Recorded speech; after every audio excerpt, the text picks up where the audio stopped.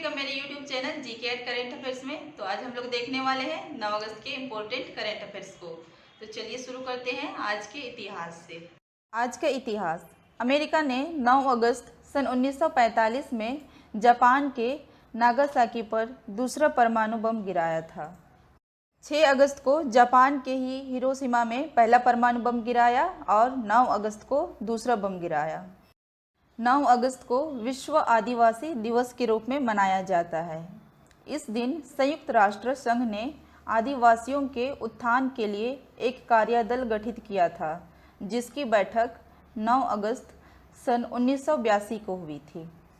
प्रश्नोत्तरी श्रृंखला में आगे बढ़ने से पहले यदि आप हमारे चैनल पर नए आए हैं तो प्लीज़ हमारे चैनल को सब्सक्राइब कर दें और बेल आइकन को प्रेस करें, ताकि हमारे सारे वीडियोस का नोटिफिकेशन सबसे पहले आपको मिले। और यदि हमारा वीडियो पसंद आए तो ज़रूर लाइक करें।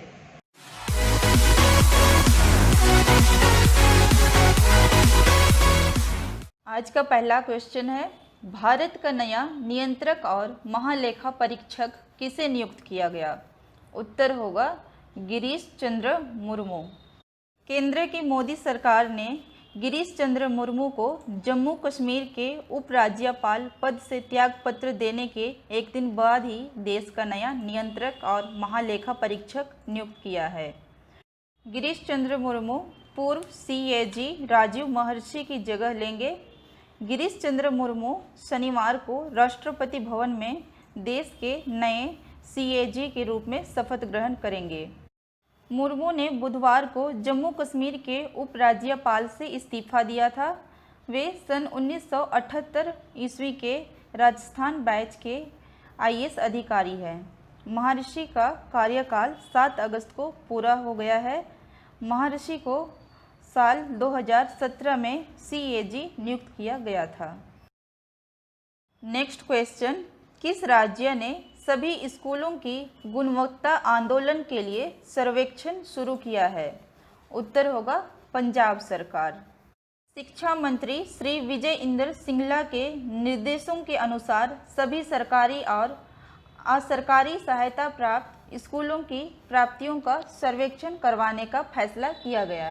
इस सर्वेक्षण की शुरुआत अगस्त महीने में होने वाले प्रश्नोत्तरी के साथ होगी और इसके 15 दिन बाद फिर से सर्वेक्षण संबंधी प्रश्नोत्तरी होगी। सितंबर महीने में बच्चों का पहला मॉक टेस्ट होगा और दूसरा मॉक टेस्ट अक्टूबर में और नवंबर में तीसरा मॉक टेस्ट पूरा किया जाएगा। नेक्स्ट क्वेश्चन है, किस राज्य में बंगस अवाम मेले का आयोजन किया गया? उत्तर होगा जम्मू कश्मीर। कश्मीर घाटी के कई जिलों में अनुच्छेद 370 हटने की पहली वर्षगांठ पर जश्न मनाया गया। हंदवाड़ा के लोगों ने इसी अवसर पर 2 दिवसीय बंगस अवाम मेले का आयोजन किया। इस मेले का आयोजन कर स्थानीय लोगों ने पाकिस्तान के तमाम दावों को झूठा साबित करते हुए कहा कि वह 370 हटने से खुश है और अपनी इसी खुशी को जाहिर करने और देश के विरोधी तत्वों को जवाब देने के लिए ही इस मेले का आयोजन किया गया। बढ़ते हैं अगले क्वेश्चन की ओर। समीर शर्मा का निधन हुआ है, वह एक प्रसिद्ध क्या थे? उत्तर होगा अभिनेता। उनका शव मुंबई के मलाड में स्थित उनके घर में पंखे से लटका हुआ मिला। फिल्म और टीवी इंडस्ट्री से जुड़े लोगों ने अभिनेता की मौत पर दुख व्यक्त किया है। 5वां क्वेश्चन है, अमेरिका के पहले अश्वेत एयरफोर्स प्रमुख कौन बने? उत्तर होगा Charles Q brown.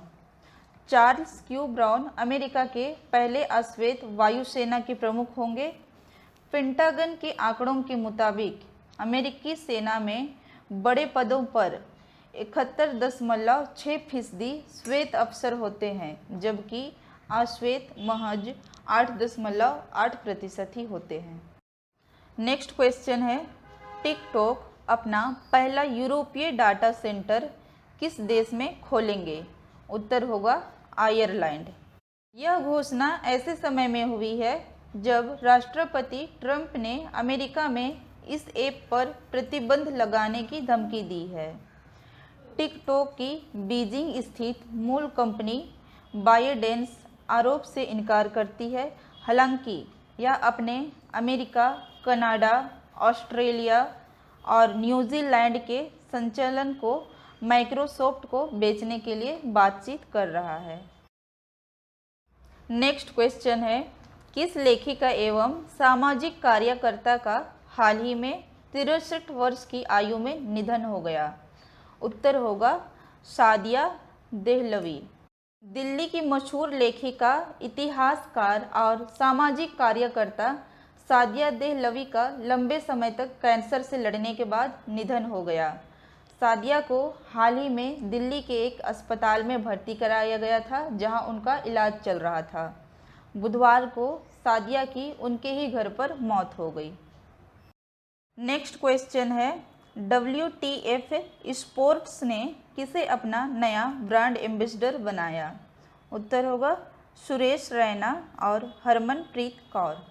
Next question है, केनरा बैंक में कोरोना कवच बीमा पॉलिसी की बिक्री के लिए कितनी बीमा कंपनियों के साथ समझौता किया गया है? उत्तर होगा 3।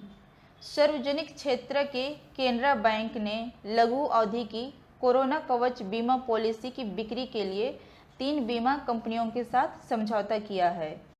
यह बीमा पॉलिसी कोविड-19 से जुड़े स्वास्थ्य खर्चों पर बीमा सुरक्षा देती है। केनरा बैंक ने एक विज्ञप्ति में शुक्रवार को कहा कि उसने new India insurance company limited, Bajaj Allianz general insurance company limited और HDFC अर्गो हेल्थ इंश्योरेंस के साथ गठजोड़ किया है।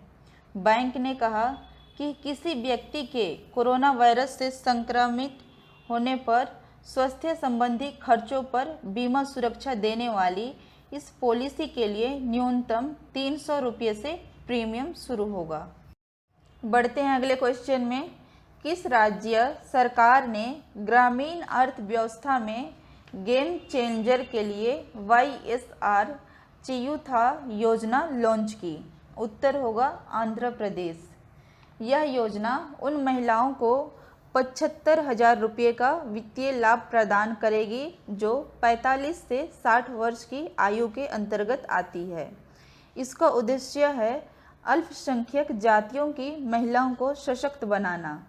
इसके तहत 75,000 रुपये की राशि प्रत्येक वर्ष 18,750 रुपये की 4 समान किस्तों में वितरित की जाएगी। यह राशि लाभार्थियों के बैंक खातों में हस्तांतरित होगी।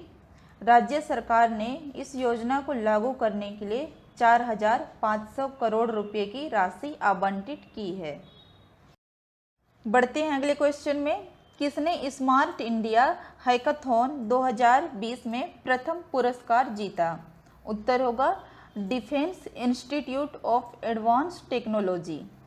केंद्रीय शिक्षा मंत्री रमेश पोखरियाल निशंक ने शनिवार को कहा कि स्मार्ट इंडिया हैकाथॉन आत्मनिर्भर भारत, दैनिक जीवन एवं गांव की समस्याओं के समाधान के लिए युवाओं को एक मंच प्रदान करता है।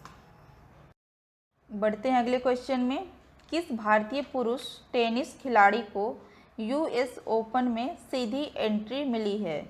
उत्तर होगा सुमित नांगल।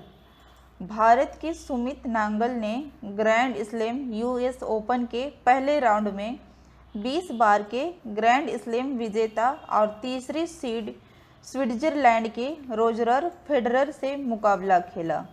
हरियाणा के झज्जर में रहने वाले नांगल का उनके पहले ग्रैंड स्लैम में पहला मुकाबला फेडरर के साथ हुआ, जो किसी ड्रीम डेब्यू से कम नहीं था। नेक्स्ट क्वेश्चन, भारतीय रिजर्व बैंक ने किस योजना के तहत बिना इंटरनेट के 200 रुपये तक ट्रांजैक्शन की सुविधा शुरू की है? उत्तर होगा पायलट योजना। RBI ने कार्ड या मोबाइल वॉलेट पेमेंट के लिए ऑफलाइन पेमेंट की सुविधा घोषणा की है।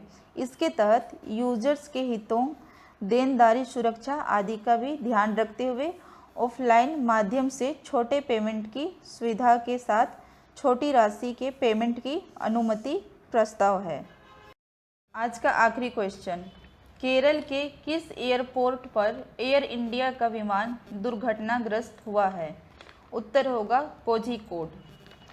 7 अगस्त को शाम में केरल के कोझिकोड एयरपोर्ट पर एयर इंडिया का विमान रनवे पर फिसल गया, जिसके कारण एक बड़ी दुर्घटना देखने को मिली। रनवे पर विमान के फिसलने के बाद विमान क्रैश हो गया और 3 हिस्सों में टूटकर बट गया। यह विमान वंदे भारत मिशन के तहत दुबई से भारत आ रहा था, जिसमें 190 लोग सवार थे।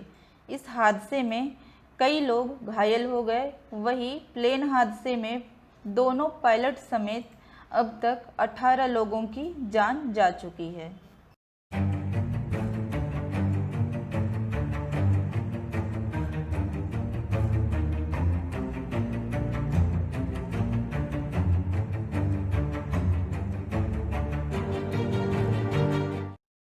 अगर आपको वीडियो पसंद आया हो तो लाइक, कमेंट और शेयर करें।